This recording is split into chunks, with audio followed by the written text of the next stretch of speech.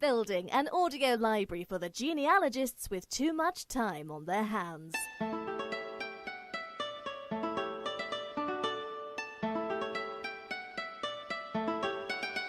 Here's your presenter, Malcolm Noble. Hello everyone, thank you for being there and welcome to episode 22 of the Talk Genealogy Podcast. Here it is, the monthly podcast for the genealogists with too much time on their hands. Tonight we're going to attempt to look at the parish registers of baptisms, a source of which we'll all be familiar, I guess, but let's look into those crooks and crannies and make sure that we're getting the most out of them, and let's check that we're enjoying them as much as we should be. But as usual, I want to begin with a reminder that I am neither a professional nor an expert. I'm an enthusiast like you who has spent far too long digging up his family tree, and these podcasts are really no more than me sharing with you some of the lessons which I've learnt over those 40 years. And I need to emphasise that I am talking about ancestor hunting in England. Talk Genealogy, the podcast for genealogists with too much time on their hands.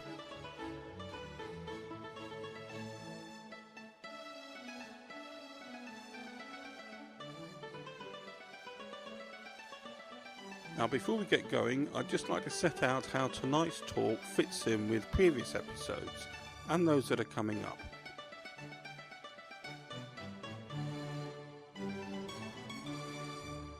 Obviously, parish registers, baptisms, marriages and burials make up a large subject, so we cannot cover them just in 3 episodes, never mind a single podcast. Episode 10, marking the work of J.S. Byrne, spoke about his history of parish registers as well as a summary of fleet marriages. Byrne made a great contribution to their survival and their appreciation. Fleet marriages and border marriages will have an episode to themselves in an episode later on this year. Then we had episode 15 concerning graves and cemeteries, and that will be complemented by a further episode on burial registers. It's all in the pipeline. I'm already drafting an episode on the development of marriage in England, complementing episode 20 about the marriage licenses, and that will be rounded off with an episode on marriage registers. So that's the plan for bringing together these various aspects of the English parish registers into something like half a dozen talks. Tonight it's about registers of baptism in England. I'm conscious that any book which you'll have looked at concerning English genealogy will have had a chunky chapter on parish registers, and I really want to avoid simply repeating all that advice which you've already come across probably many times. So this episode comes with a bit of a personal emphasis, going over how baptism records have been helpful in my research and some of the pitfalls which I've learned to avoid through that bothersome experience of so much time wasting.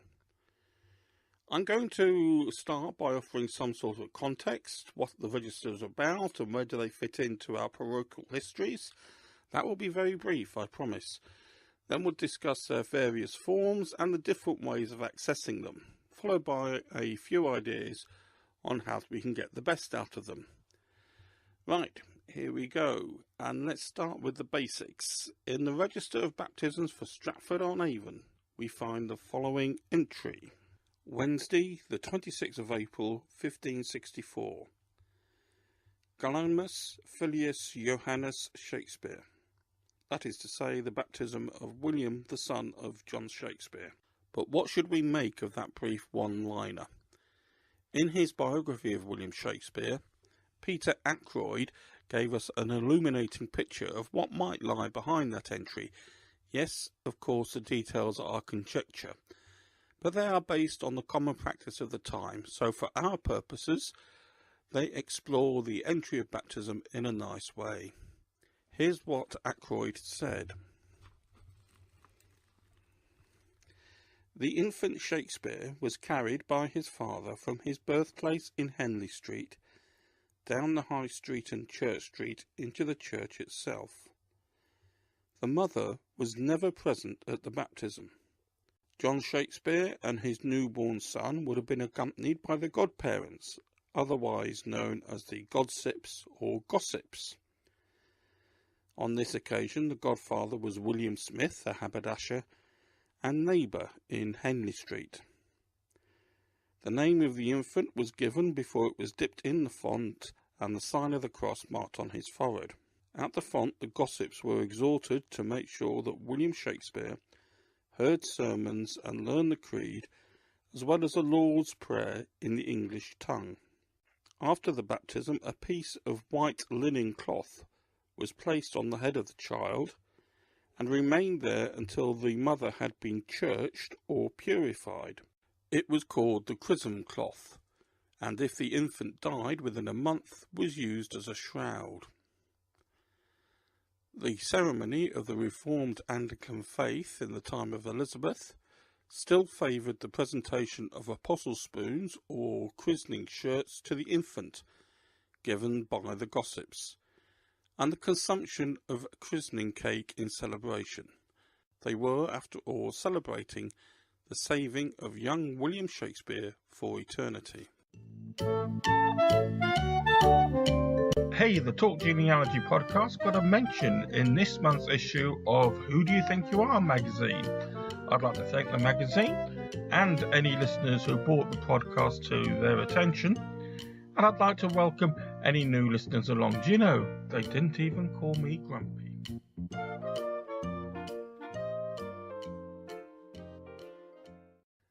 The story of parish registers has been well told, so here I've put together just a straightforward sequence, a timeline if you like, of the various developments, keeping it nice and simple.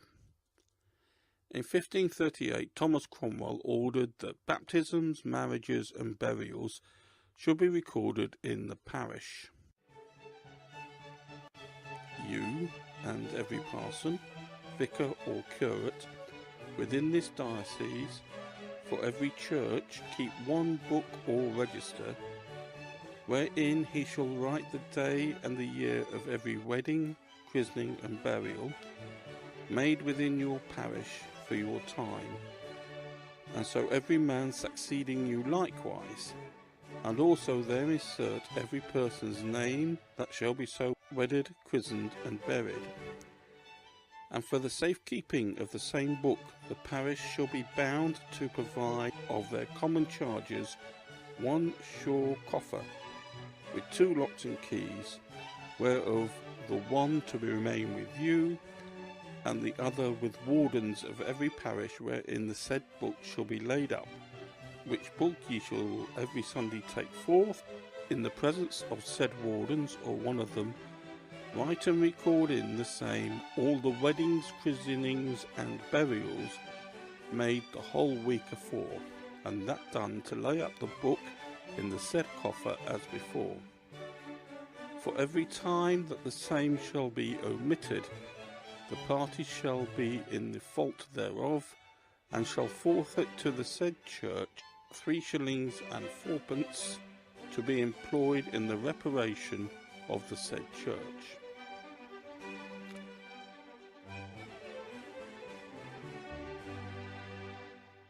Now, most of these entries were made on loose sheets. Few registers go back to that time, and where the details do survive, they've often been transcribed from these sheets. 1558, this is when most registers were commenced with the start of Elizabeth's reign, and clearly it's a response to another instruction, and that instruction was that every visitation will inquire whether they have one book or register kept wherein they write the day of every wedding, christening and burying. In 1598 we see the start of bishops' transcripts, where the bishop's office keeps returns from the parishes. Now, going ahead into the Commonwealth, in 1644, during the Commonwealth, births and deaths were to be recorded instead of baptisms and burials, although in effect both were often recorded. And in 1653, the duties were passed from the church to the parish registrar, but in effect this was often the parish clerk, or the same person who made the original entries, because they were the person with the skills, and they were often continued to be recorded in the church book. This instruction was withdrawn with the Restoration in 1660. In 1754 we have Hardwicke's Marriage Acts, which required that marriages should be recorded in greater detail and in a common form. So then those registers become isolated from the baptisms and the burials. And then the George Rose Act of 1812 determined a common form for baptisms and burials, so they had their own registers. And from then, printed registers provided columns for the christening date, the child's name, the parents' names, first names and surnames, their address, the father's occupation, and the vicar's signature. The margins also added some notes. Very often this would be the birth date, and often a note about illegitimacy. So you can see that during those early years there probably won't be a separate baptism register, but an overall register of baptisms, marriages and burials. Parishes vary, but it's not unusual for marriages to be only recorded in a separate register after 1754, and burials to be separated after 1812. If you're working from an early published transcript, the editor will probably give you a rundown of the contents and the condition of the surviving registers. In fact, many go into so much detail that it's hard to escape the conclusion that the whole thing is a labour of love. Here is a preliminary note to Phillimore's transcripts of Boxworth registers in Cambridgeshire, and this gives a typical condition of the registers. The Boxworth registers appear to be complete from the year 1588. Volume 1 is a small parchment book, contains baptisms, marriages and burials from 1558 to 1712. There are also some interesting notes of institutions, briefs, legacies and bequests. In Volume 2, another parchment book, the entries from 1708 have been copied from the first volume. The marriages are carried on to 1756, baptisms to 1799 and burials to 1820. Volume 3 has banns and marriages up to 1812. Reverend E. Young has made a complete transcript of the Boxworth registers up to 1812, and these entries are now printed under his supervision. And this brings me to what I think is an important point. I was lucky enough to uncover most of my tree during those years when the public still had access to the original registers. Now, increasingly, we are offered transcripts or digital images, and that, of course, is justified and inevitable. The numbers now researching genealogy has meant that the hands-on access that we used to enjoy has just become unsustainable, not to say irresponsible. Nowadays, we are blessed with transcripts carefully prepared and checked by volunteers in county family history societies. Their hard work has made things so much easier for us, even if it is at the expense of a little romance.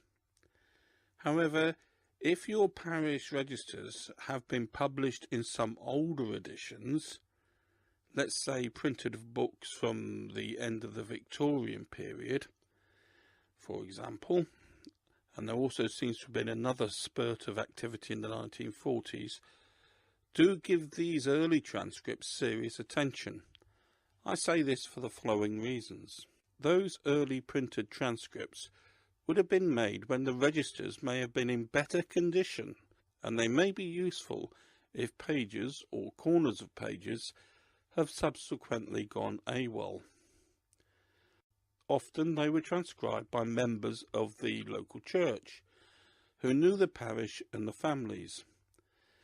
Parochial surnames may have been less confusing to them, and they would have been aware of local practices as far as the church and vestry work was concerned.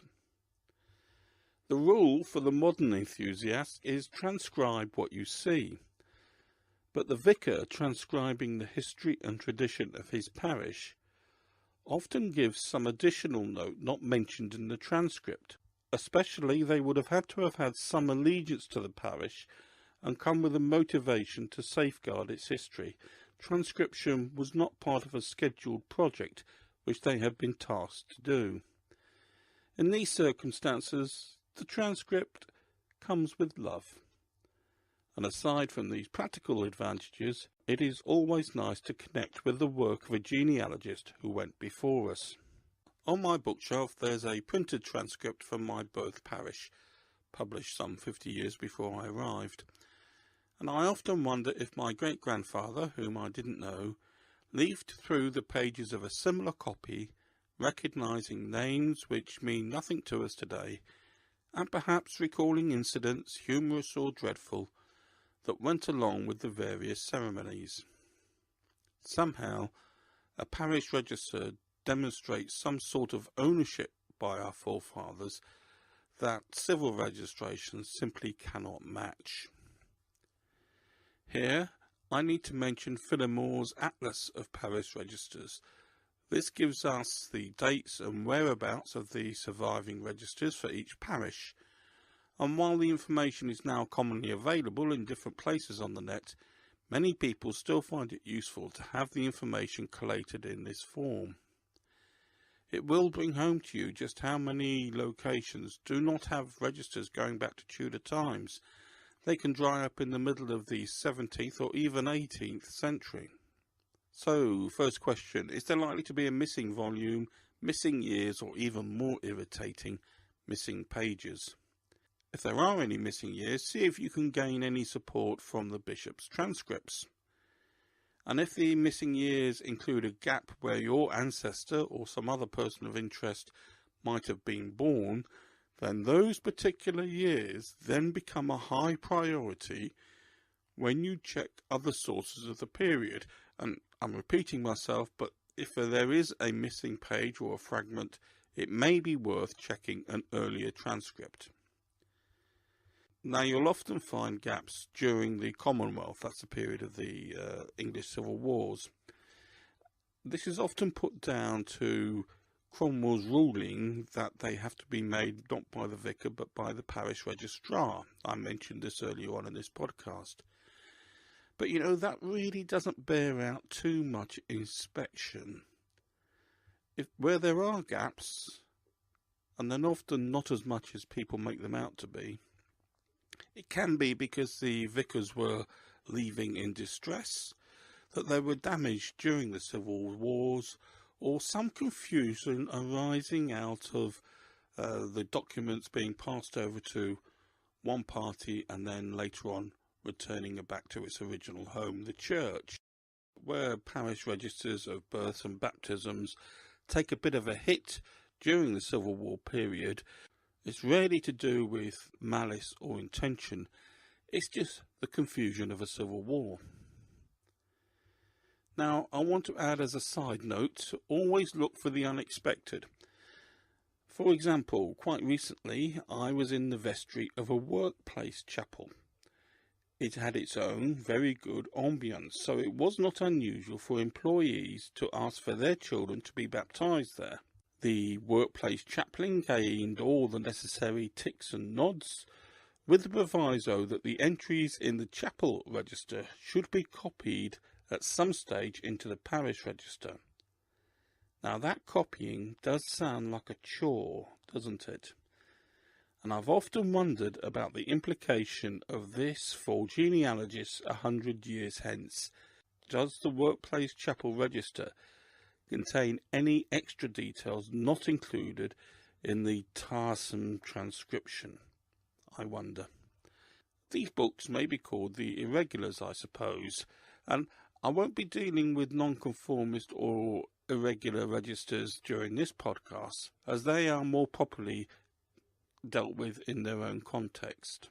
But as a taster, and really it is no more than a taster, here is a selection of some registers that are available. British citizens baptised by consular chaplains abroad.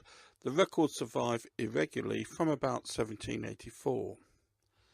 Baptisms conducted by army chaplains, again mainly for citizens abroad, date from 1879 with some examples from an earlier period, so this is a line that is always worth following up.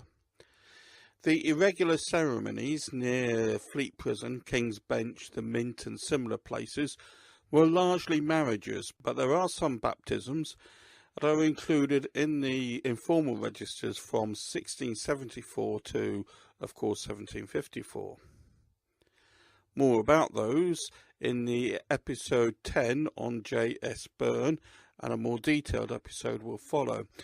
Now, that gives you some examples which might switch on a light bulb with an idea if you get stuck. They might prompt the question, I wonder if. The registers I've mentioned are in the National Archives, so more guidance can be found on their website. Now let's have 20 seconds of music before we take things to the next stage. Talk Genealogy, the podcast for genealogists with too much time on their hands.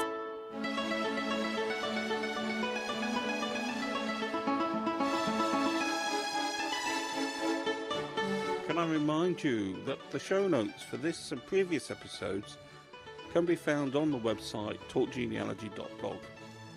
The website includes a full bibliography of the books mentioned in the series and, of course, a complete list of all the episodes.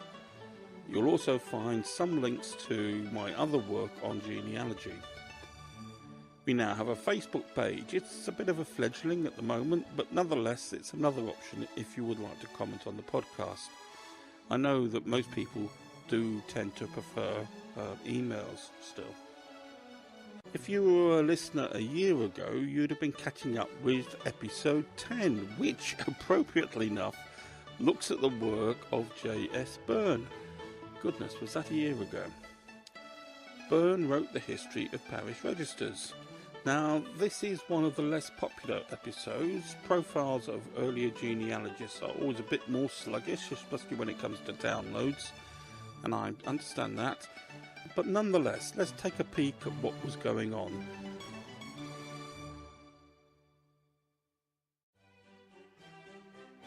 And that kept him busy until 1841. And in 1846 he edited what some sources consider his major contribution: The History of the French, Dutch and Foreign Protestant Refugees in England. The migration of religious refugees from Europe to Britain is as old as the Reformation itself. Of course, others were emigrating from Britain in pursuit of similar freedoms. But it was the massacre of St. Bartholomew's Day and the withdrawal of the Edict of Nantes which prompted the greater movements. Now, let's spend... And the link to that episode is still available on the website. Here's some earlier episodes of the podcast.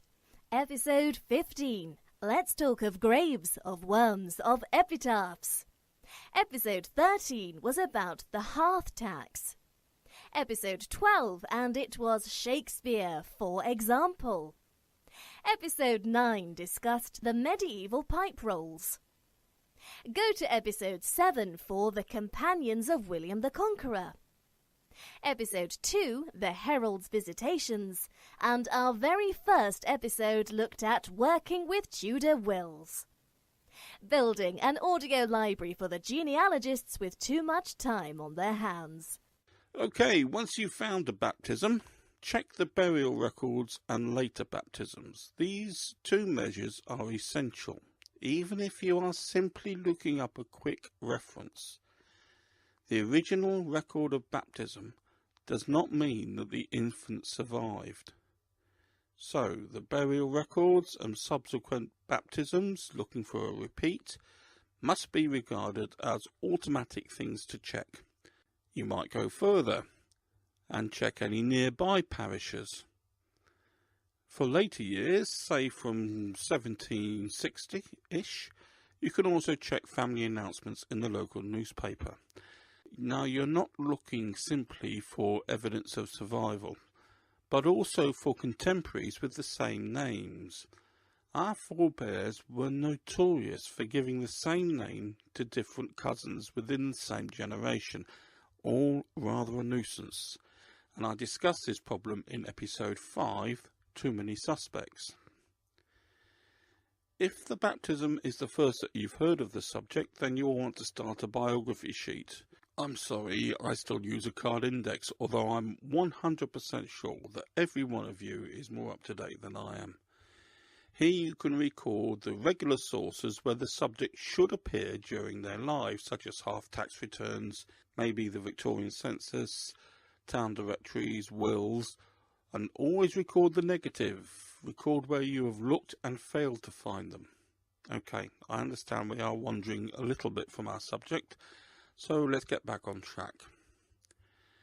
Now, one or two odd points. If two children were baptised on the same day, do not assume that they are twins.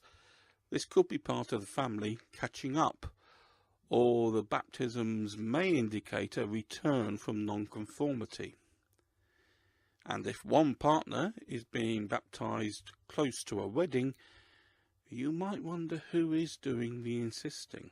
Now we come to the important part that baptism can play in any reconstruction project. No one source can work on its own here, but the baptism records are crucial to the process.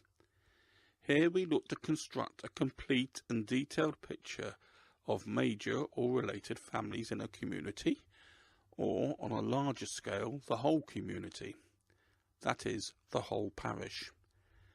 This sounds like an enormous and daunting job, and deserves an episode to itself. There's another one on the list. But if you are working on a rural community in Tudor or early Stuart times, the community may be quite small, and the project certainly comes within reach. But even if you don't want to go that far at this stage, and believe me, you will eventually, if the parish was your family's home base over successive generations, however, you can still ask yourselves a number of questions. What was the fertility span of your ancestors?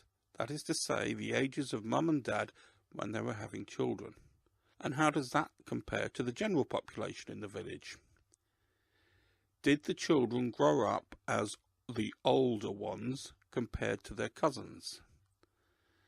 Was the family a large or small one?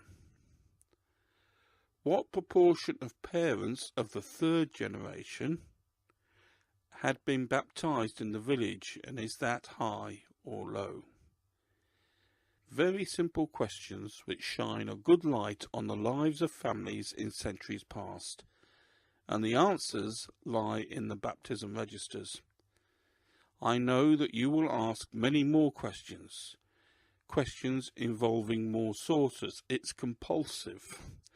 And here I'd like to recommend a book for anybody interested in reconstruction, and it's called Population Studies from Parish Registers, published by the local Population Studies Society in 1982. And if you want a more popular book along similar lines, I go for The Common Stream by Roland Parker, although that is more about parish history in detail rather than reconstruction of populations. Okay, we're getting into how the analysis of a baptism register can tell us more about the parish where our forefathers lived and how they lived. It is very easy to work out infant mortality rates, fertility rates, rates of migration, and many other colourful aspects of our family's history. But intriguing as all that can be, I don't want us to wander too far from our key subject of the baptism register. So I'm going to leave that analytical aspect just a little bit to one side.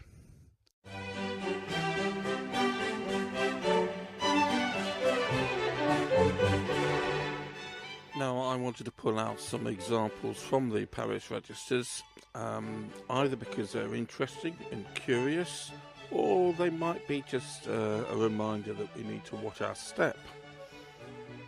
Starting off with one in Leicestershire, 1559, the 29th day of August, was John Pike and John Pike, the children of Christopher and Anne, baptised. Now that's not unique. Two children having the same Christian names in the same family at the same time. It occurs quite a bit in wills. And here's one from Chelsea. This one is 1610.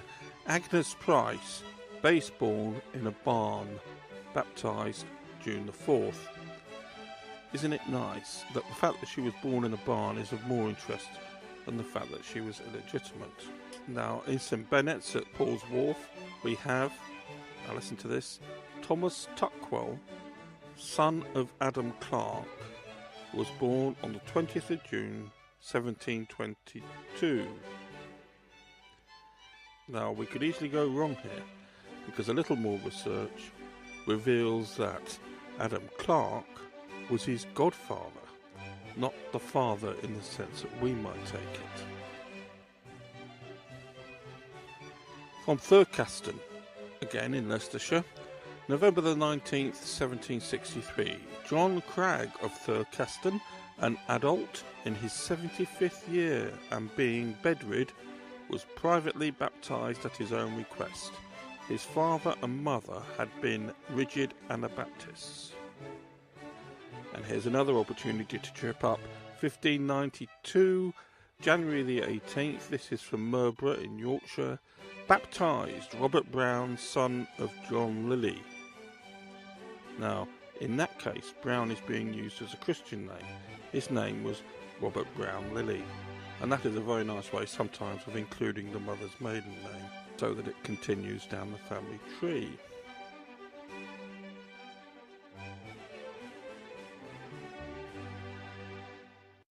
There is one respect in which baptism records differ from and are more useful than marriage and burial registers.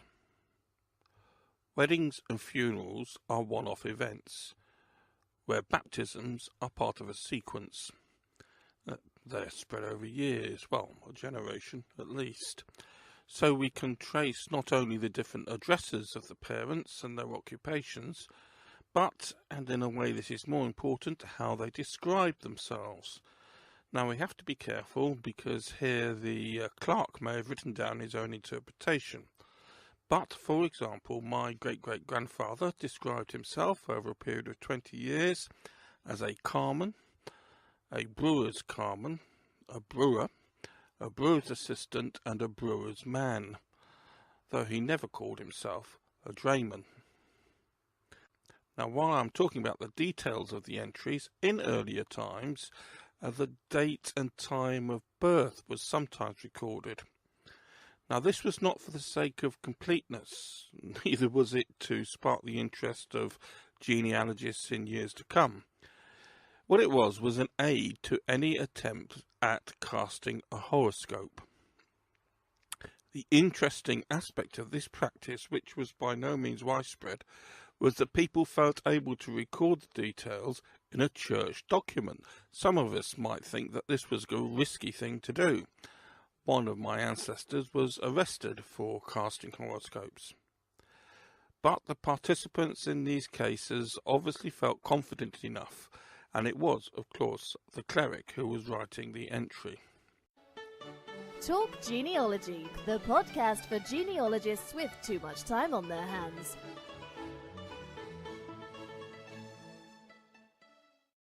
Now, another aspect of baptism records which needs just a few words. In the earlier registers, you may have come across entries in Latin. Now, this had very much reduced by the end of Elizabeth's reign, but you should expect to find Latin in at least the first volume of the register. You do need to check when you're looking at a transcript. The editor may have decided to translate from the Latin, and in that case, of course, you are not only relying on their skill, but without access to the original, you are unable to explore other options, and exploring all possible options is part of the game, I'm afraid. In many ways, Latin in parish registers can be the most infuriating thing, but I suppose it has a charm all of its own. The first thing to understand is that few rules apply. Specifically, the Latin in parish registers is not the Latin that some of us learned in school. In school we were told that the case of a noun and the word ending was crucial. Well, it's not here, believe me.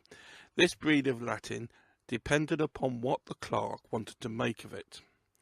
However, I think there are a few words that we can set down. Baptizati may be the verb used in a plural sense, but as a noun it can also refer to the people who have been baptized. Look out for baptisarium. This is the christening dues, or the charge made for carrying out the session. Renatus is another word for baptized, literally reborn, and Gemini is not difficult, twins. Bastardus, spurious and illegitimus are easy enough, but go careful when you come across noctus, spelt with a G-N-O-T-U-S, or nothus, N-O-T-H-U-S, with a T-H in the middle. This means illegitimate, but novus, with a V in the middle, means something completely different, a new man. Filia ter is a child of the earth, illegitimate. Meretricus means of a whore. Vulgi and populi means child of the people. And escorte is another word for a whore. I wrestle with Latin in parish documents, wills and legal cases, and I do think it's because my schoolboy Latin is something of a hindrance rather than a help when it comes to these old documents. Undoubtedly, practice in translating word for word is the way to get used to it. You may think a Latin dictionary will solve the difficulty, but, well, Latin's not really a language like that, and this sort of Latin certainly isn't. Many of the words in parish documents were simply made up. There is, however, a useful book, Latin for Local and Family Historians by Dennis Stewart. It's reader-friendly, and if you follow the course properly, you will get to the end. Now, where the clerks properly lost the plot was with names. Oh dear.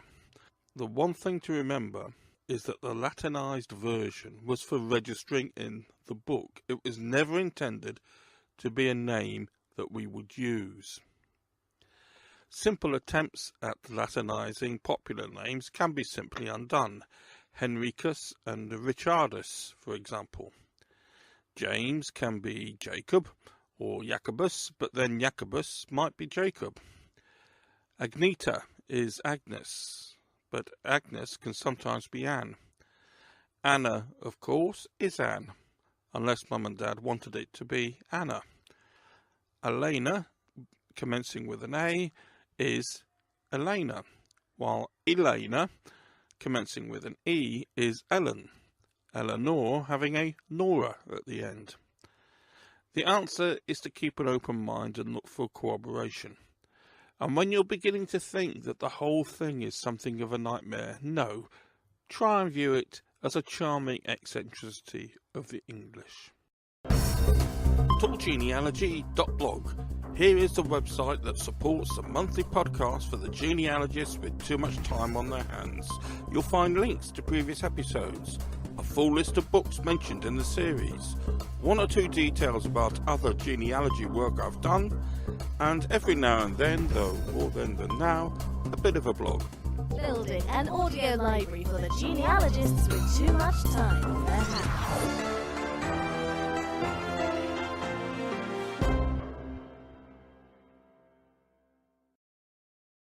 Now the question, what can we do if we cannot find the record of a baptism? Okay, how we approach this problem depends upon the consequences for our family history project. Does the missing baptism simply mean that our biographical details of one ancestor is incomplete? Or is it more serious? Does the absence stop us from identifying their parents, and so this presents something of a hurdle to cross? I don't hold with brick walls. There's no use beating your head against a brick wall, while getting over a hurdle just takes imagination, perseverance, perspiration, and many, many years. So let's have no more talk about brick walls. We'll take the problem in two stages. First of all, experience has taught me to assume that children in Stuart and Tudor England were baptised. Within the mainstream faiths, even parents with a lesser commitment to the church made sure that their child was baptised during these centuries of significant infantile mortality. It saved the child's soul, so it was as central a duty as feeding your child. So I don't want you to shrug your shoulders and walk away from the need to find their baptism record. It is there, we just need to find it. I should say that William Phillimore, in his classic work on how to write the history of a family, takes a very different view, especially during the Commonwealth. But this is what my work has taught me. Also, we've all come across those entries where it is clear that a child was close to death and a prompt baptism was arranged to secure their salvation. First thing, let's check what we're up against. What local registers have survived?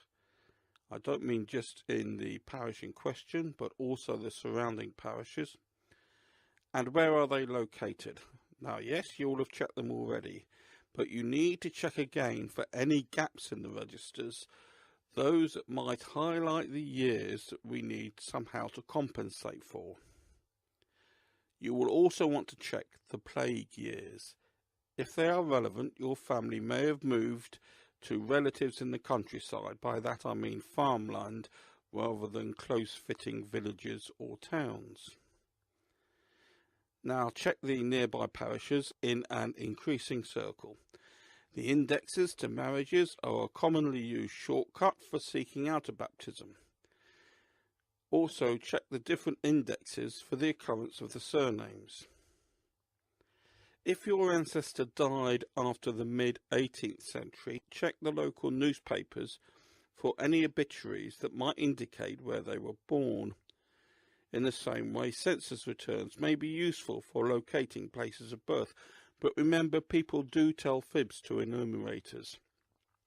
That is what my great-great-grandfather did for 30 years, no less. It was only when the fourth census became available that I found out that he came clean and admitted that he was born nowhere near Bury St Edmunds, where he had previously said. Thanks, Grandad. That's 15 years of looking in the wrong place. In another branch, ancestors were baptised as adults, while as parents, actually, having previously been part of a nonconformist congregation, and then coming back to the Anglican faith. So you extend the circle of your search in terms of parishes and also in terms of years. Now, let's move on to the second stage. What do you do if you cannot find the baptism and that prevents you from identifying the parents and so taking your pedigree one stage further? The first step is a bit of family reconstruction, identifying siblings and cousins. Now, people tell me that this helps because you're now looking for the parent of, say, 7 children instead of 1, but I don't buy that. You are still looking for one person. However, there have been times when knowing where a sibling was born or who was looking after Grandad in his old age has helped me. So yes, do a bit of family reconstruction. Secondly, look for people who might be parents of your ancestor. Check out their poor law records, census returns if applicable, but especially any wills to see if your ancestor is mentioned. Remember that even a remote will may be useful if it identifies your ancestor as the testator's nephew or wife of a nephew. Draw a family tree and work it out. But the best advice I can give, I think, is to look for something distinctive about your ancestor, often an occupation, or the tenancy of a particular field, or, as in the case of one of mine, membership of a Tudor religious sect. Now, I'm looking for his baptism, which would have taken place before the parish registers commenced.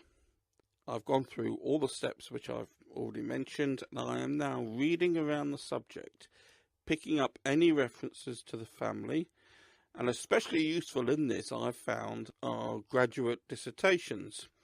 They are a really good field for family history because the thesis is often based on one location.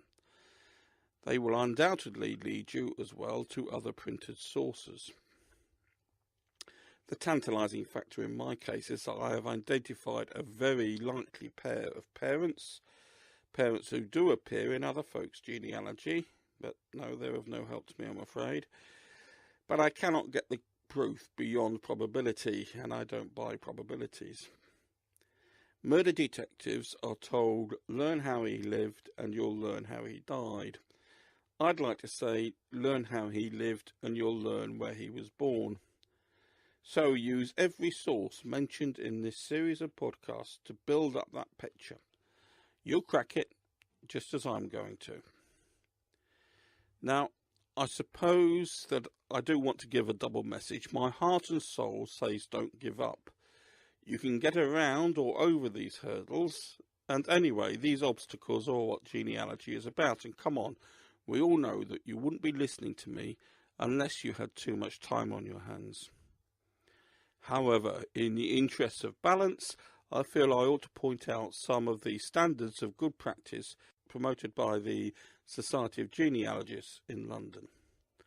One principle reads, awareness of gaps in the availability of and information from sources at all levels. Yep, good, I can sign up to that. And it then goes on, acceptance of the possibility that a solution may not be found, and an acknowledgement of circumstances in which this occurs. Oh dear. Don't know about that. Anyway, I don't want to close on that pessimistic note, so let's move on.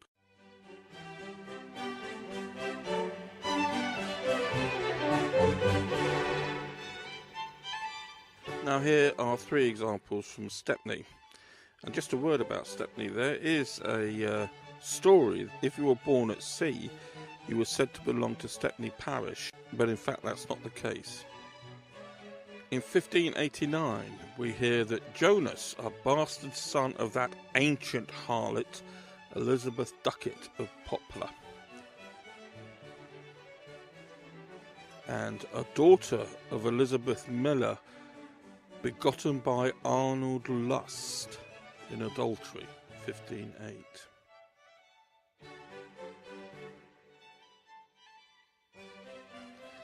Now, in my third example, we can see that Mum and Dad clearly wanted to do the best for the child, but the cleric was having none of it. It's the 23rd of October, 1633, again from Stepney. Alexander, son of Catherine, wife of Alexander Tuckey, of Popular, begotten, she affirmed, in the field on this side of the mud, near the gun, at about 9 o'clock at night, the father she knew not. But the said Alexander, by them that brought the child to be baptized, requested that it be recorded in his name.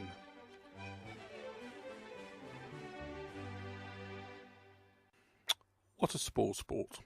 One aspect about baptisms which is often missed.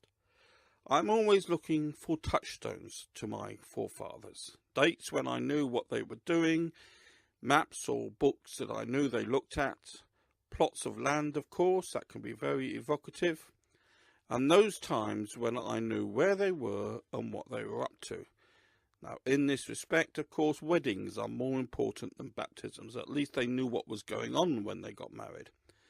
But nevertheless, it might be that the date and place of a baptism is the earliest touchstone for you to share a moment. So find out about the layout and decor of the church at that time, and especially, is the original font still in place?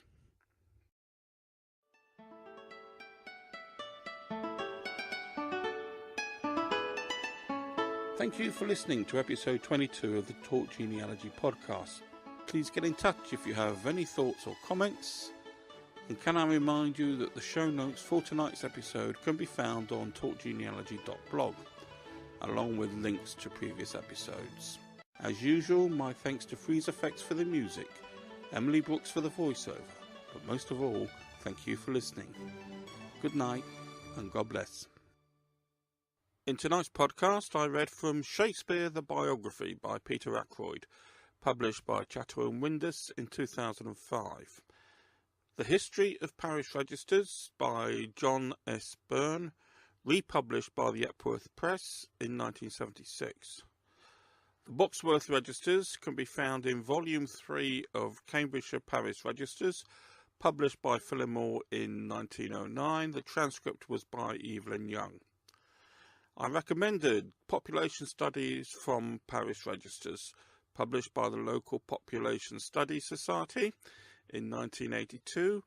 Latin for Local and Family Historians, A Beginner's Guide by Dennis Stewart, that again published by Phillimore in 1995. And not for the first time, I drew your attention to The Common Stream by Roland Parker.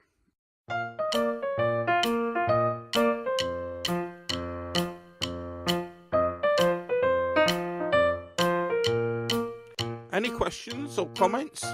Any ideas or suggestions? You can contact the podcast through the website talkgenealogy.blog or through the Facebook page, and there's Twitter, of course. On social media, just search for Talk Genealogy.